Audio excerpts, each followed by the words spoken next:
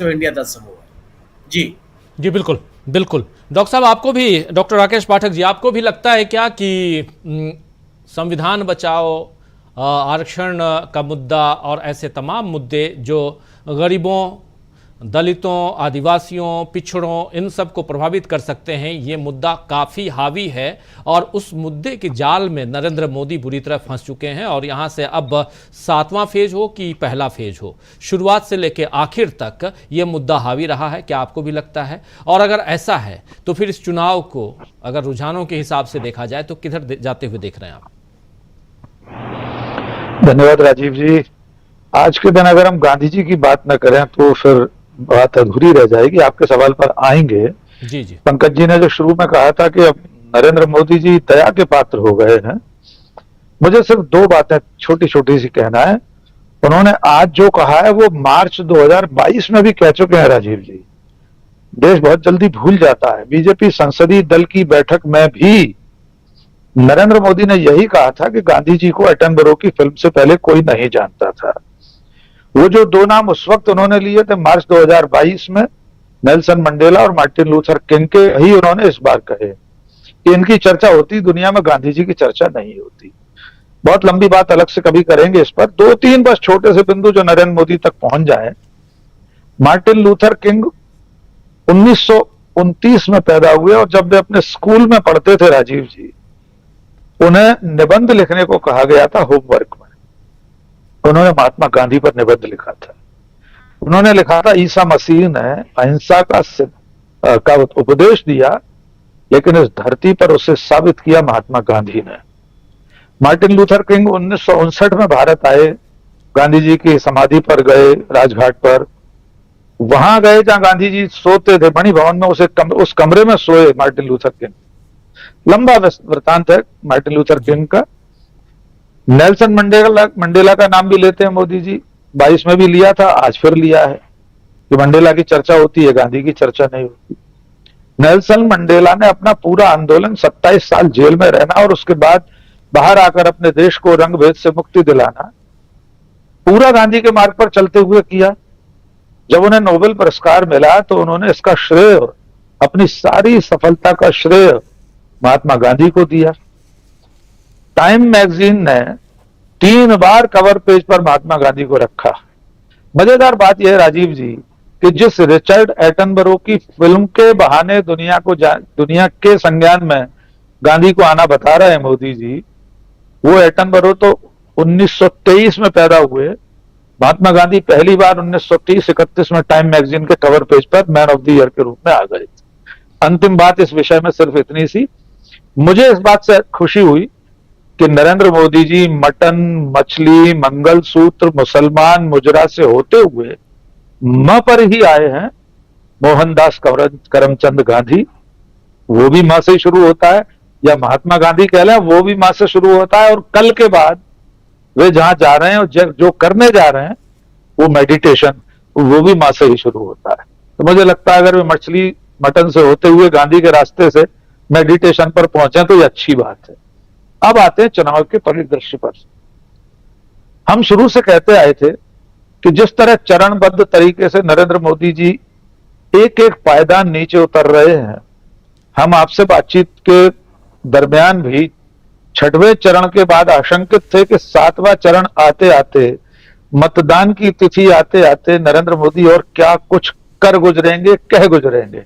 आज उन्होंने एक बात कह दी गांधी जी के बारे में, अभी भी 48 घंटे शेष हैं डॉक्टर साहब, पता नहीं अगले 48 घंटे में मोदी जी और कौन सी आसमानी सुल्तानी बात कर जाएं। लेकिन ये सारी बातें उनकी हताशा को दिखाने के लिए पर्याप्त हैं। और बनारस की बात जब जब हो रही है, बार बार हो रही है, हम एक बार खुलकर ये क्यों नहीं कह सकते नरेंद्र मोदी बनारस में चुनाव हार सकते हैं? क्यों नहीं हार सकते राजीव जी बनारस में चुनाव नरेंद्र मोदी? अजय राय के बारे में बताई अभी सुनील शुक्ला जी ने कि वे कद्दावर जमीनी नेता है। इस देश के इतिहास में इंदिरा गांधी, अटल बिहारी वाजपेयी, ज्योतिरादित्य सिंधिया, प्रोफेसर बलराज माधोक, डॉक्टर मनमोहन सिंह, कौन चुनाव नहीं हारा है?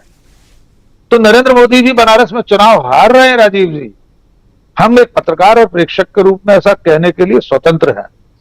हारेंगे या जीतेंगे हम नहीं जानते, लेकिन उनके हारने की जो वजूहात हैं, जो वजह है, वो वही है जिस पर हम चर्चा कर रहे थे इतनी देर से, कि पूरा चुनाव जिन मुद्दों पर लड़ा जाना चाहिए था उन मुद्दों पर चुनाव लड़ा इंडिया नाम के गठबंधन ने, जिन पर नहीं लड़ा जाना चाहिए था उन पर पूरा समय जाया किया नरेंद्र मोदी ने और उनकी पार्टी ने। आप हर चरण के बाद मुद्दे देख लीजिए।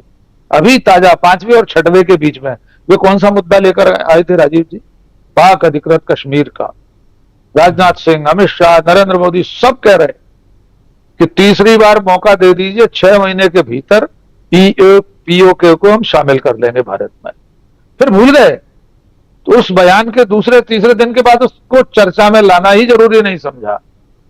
पूरा चुनाव जिस उच्छृंखल तरीके से, जिस बिखरे बिखरे तरीके से, जिस अनुशासनहीनता के साथ नरेंद्र मोदी और बीजेपी ने लड़ा है, वो अपने आप में अध्ययन का विषय है। उन्होंने देश की नब्ज पर हाथ ही नहीं रखा। उन्होंने टटोल कर नहीं देखा कि देश के भीतर से क्या धड़क रहा है, देश के दिल में, युवाओं के दिल में, महिलाओं के दिल में, उनकी आशाएं, उनकी आकांक्षाएं क्या हैं इस चुनाव के लिए, उन्होंने जानने की ही कोशिश नहीं की। वे अपनी ढपली बजाते रहे, अपना राग भैरवी ताल के हरवा गाते रहे। उन्होंने जानने की कोशिश नहीं की कि इस देश का युवा नौकरी चाहता है, उसको पाकिस्तान अधिकृत कश्मीर नहीं चाहिए, उसको जलालाबाद नहीं चाहिए, उसको नौकरी चाहिए अपने लिए। और मुख्य धारा का मीडिया, आप थकते क्यों नहीं है? एनर्जी कहां से लाते हैं? रेड बुल पीते हैं क्या? ऐसे सवालों के बाद, जैसा कि पंकज जी ने कहा कि वो पत्रकार, उन्होंने प्रतिप्रश्न क्यों नहीं किया, काउंटर क्यों नहीं किया? काउंटर करने लायक भारत की पत्रकारिता बची नहीं है। नरेंद्र मोदी जी अगर डॉक्टर राजीव रंजन को दे रहे होते इंटरव्यू, तो राजीव जी कहते नहीं सर, गांधी जी को तो 1982 से पहले पूरी दुनिया जानती थी। जब वे गोलमेज कॉन्फ्रेंस के लिए लंदन जाते थे तो लंदन की सड़कें पट जाती थी उन्हें देखने के लिए। कहां थे रिचर्ड उस समय माउंटबेटन 1930-31 में? लेकिन ये प्रतिप्रश्न करने का साहस मुख्यधारा का मीडिया खो चुका है। उसके पास हिम्मत नहीं है कि मोदी के सामने ये कह सके कि हुजूर अलीजा माई बाप आप झूठ बोल रहे हैं। लेकिन आज हम और आप ये कहने का साहस रखते हैं कि पूरा चुनाव नरेंद्र मोदी ने झूठ के आधार पर लड़ा, पूरा चुनाव नरेंद्र मोदी ने नफरत के आधार पर लड़ा, इसलिए वे इस चुनाव में पिछड़ रहे हैं। परिणाम क्या होंगे, फैसला क्या होगा जनता की तरफ से, ये हम नहीं जानते। लेकिन एक आशंका जो और बलवती हो रही है, जिसको लेकर शुरू में बात हुई कि 4 तारीख को इंडिया गठबंधन ने, आपने भी कहा, बैठक बुलाई है, ये जो प्रोएक्टिवनेस है, समय से पहले कदम उठाने का काम पूरे चुनाव में इंडिया गठबंधन ने और उसके नेताओं ने समय और समय से पहले कदम उठाए हैं, इसलिए वे चुनाव में एक कदम आगे दिखाई दे रहे हैं।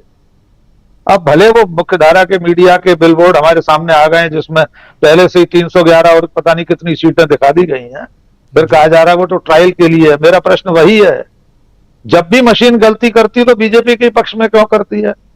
तो जब किसी चैनल के भीतर का कोई बोर्ड, कोई पोस्टर, कोई थंबनेल लीक होता है तो उसमें इंडिया गठबंधन के आगे 311 सीटें क्यों नहीं लिखी गई थी? आप तो ट्रायल ही कर रहे थे ना, तो ट्रायल बेस पर उसके लिए लिख देते।